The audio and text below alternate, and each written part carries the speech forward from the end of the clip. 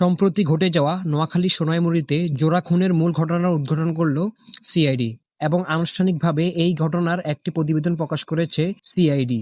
২০১২ সালে কোনো এক সময় জীবনের নানা দুঃখ কষ্ট পেরিয়ে বিধবা কমলা খাতুন নতুন করে সংসার জীবনে পা রাখেন। মাত্র ২২ বছর বয়সে তিনি দ্বিতীয় বিবাহ বন্ধনে আবদ্ধ হন বিপুল আব্দুল কালাম আজাদের সঙ্গে। দুই জনেরই ছিল এটি দ্বিতীয় বিয়ে। অতীতের বেদনা ভুলে তারা স্বপ্ন দেখেছিলেন শান্তি ও ভালোবাসার একটি ছোট্ট সংসারের। সেই সংসারকে আরো পরিপূর্ণ করে জন্ম নেয় তাদের পুত্র সন্তান নোমান।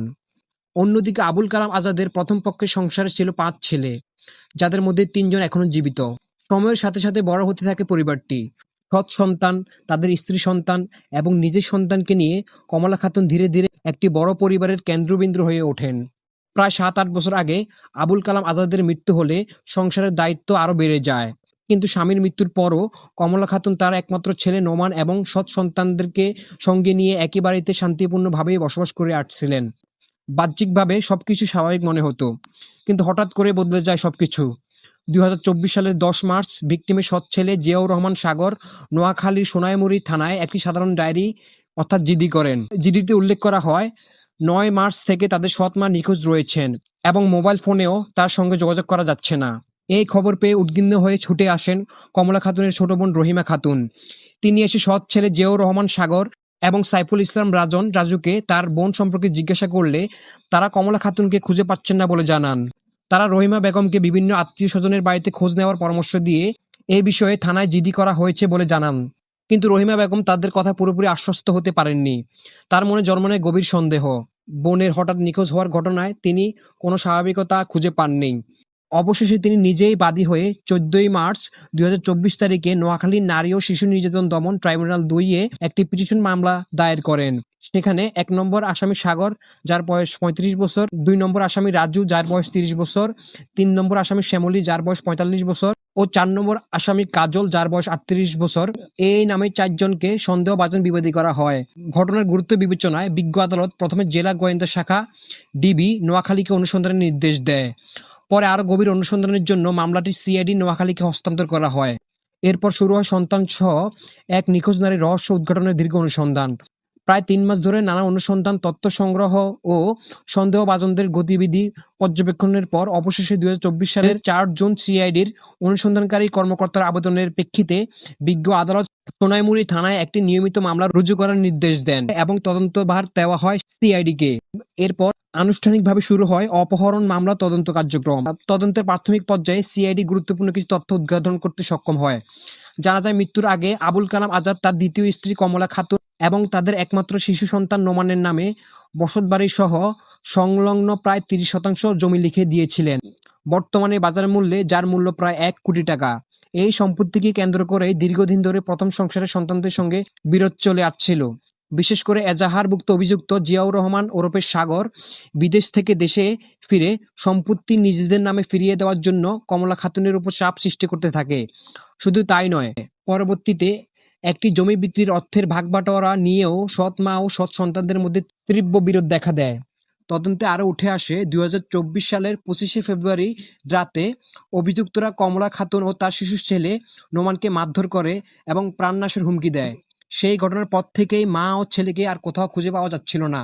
এক পর্যায়ে ভিকটিম কমলা খাতুনের ব্যবহৃত একটি মোবাইল ফোন সিআইডি জৈনেক এক ব্যবহারীর কাছ থেকে উদ্ধার করতে সক্ষম হয়। ব্যবহারকারীকে জিজ্ঞাসাবাদে জানা যায়, মোবাইল ফোনটি ঢাকার সবুজবাগ এলাকার একটি বাসা থেকে ভাঙ্গারি মালামালের সঙ্গে বিক্রি করা হয়েছিল। বিষয়টি সন্দেহজনক মনে হলে সিআইডি ওই বাসা এবং ওই ভাড়াটিয়াদের সঙ্গে বিস্তারিতভাবে পর্যালোচনা করেন। তদন্তে তখন চাঞ্চল্যকর তথ্য বেরিয়ে আসে।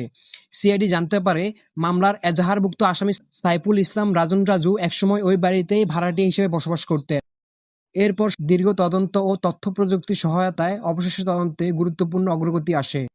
সিআইডি নোয়াখালীর একটি চৌকস অভিযানিক দল এলআইডির সহায়তার গোপন তথ্য ও প্রযুক্তিগত বিশ্লেষণের ভিত্তিতে ২০২৬ সালের ২১শে মে রাতে ময়মনসিংহের কোতোয়ালি থানার বাটিকাশর এলাকা থেকে এজাহারভুক্ত আসামি সাইফুল ইসলাম ওরফে রাজু ৪০ বছর বয়সীকে গ্রেপ্তার করতে সক্ষম হয়।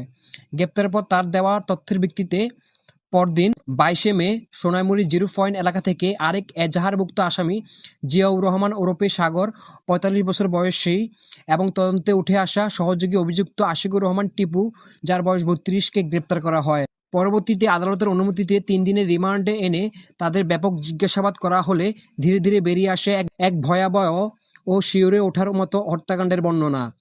জিজ্ঞাসাবাদে অভিযুক্তরা স্বীকার করে যে সম্পত্তি দখলের উদ্দেশ্যে ঘটনার প্রায় 15 দিন আগেই তারা হত্যাকাণ্ডের পরিকল্পনা করে। পরিকল্পনার অংশ হিসাবে বাড়ির পাশের পুকুর পাড়ে আগেই একটা গর্ত খুঁড়ে রাখা হয়েছিল যাতে হত্যার পর লাশ গোপনে মাটি চাপা দেওয়া যায়। পরিকল্পনা অনুযায়ী 2024 সালের 1 মার্চ রাতে কমলা খাতুন ও তার শিশু ছেলে নোমানকে খাবারের পানির সঙ্গে ঘুমের ওষুধ মিশিয়ে দেওয়া হয়। গভীর রাতে তারা অচেতন হয়ে ঘুমিয়ে পড়লে অভিযুক্তরা ঘরে প্রবেশ করে। এরপর গলায় গামছা পেঁচিয়ে হাত দিয়ে গলা চেপে এবং বালিশ দিয়ে চাপা দিয়ে শ্বাসরোধ করে মা ও শিশু পুত্রকে হত্যা করা হয়। হত্যার পর অপরাধের কোনো চিহ্ন যাতে না থাকে সেজন্য তারা ভিকটিমদের পরনের কাপড় খুলে ফেলে এবং পূর্ব প্রস্তুত জায়গায় লাশ দুটি পুঁতে রাখে। পরে ব্যবহৃত গামছা ও পরিধেয় কাপড় আগুনে পুড়িয়ে ফেলে যাতে আলামত নষ্ট হয়ে যায়। তাদের দেওয়া তথ্যের ভিত্তিতে 24/5/2026 তারিখে সকালে সিআইডির একটি দল স্থানীয় প্রতিনিধি, গ্রাম পুলিশ ও এলাকাবাসীর উপস্থিতিতে সুউদ্বিগ্ন পুকুর শেষে ও ঢেকু সাহায্যে খনন করে এবং তারপর ভিকটিম কমলা খাতুন ও শিশু নোমানের দেহাবশেষ উদ্ধার করা হয়। উদ্ধারকৃত দেহাবশেষের সুরতহাল প্রস্তুতপূর্বক ময়নাতদন্তের জন্য নোয়াখালীর সদর হাসপাতাল মর্গে প্রেরণ করা হয় এবং পরবর্তীতে আইনানুগ প্রক্রিয়া শেষে দেহাবশেষ ভিকটিমদের স্বজনদের নিকট হস্তান্তর করা হয়। গ্রেপ্তারকৃত 3 জন অভিযুক্ত বিজ্ঞ আদালতে 164 ধারায় নিজ দোষ স্বীকারোক্তিমূলক জবানবন্দি প্রদান করেছে। দেহাবশেষ থেকে সংগৃহীত নমুনা ডিএনএ পরীক্ষার জন্য পরীক্ষাগারে পাঠানোর ব্যবস্থা প্রক্রিয়াধীন। বর্তমানে মামলাটির তদন্ত কার্যক্রম পরিচালনা করছে সিআইডি নোয়াখালী ইউনিট। এই ঘটনায় জড়িত অন্যান্য সদস্যদের শনাক্ত ও অপরাধের পূর্ণাঙ্গ তথ্য উদ্ঘাটন ও অন্যান্য অভিযুক্তদের গ্রেপ্তার করার স্বার্থে সিআইডি তদন্ত ও অভিযান অব্যাহত রয়েছে।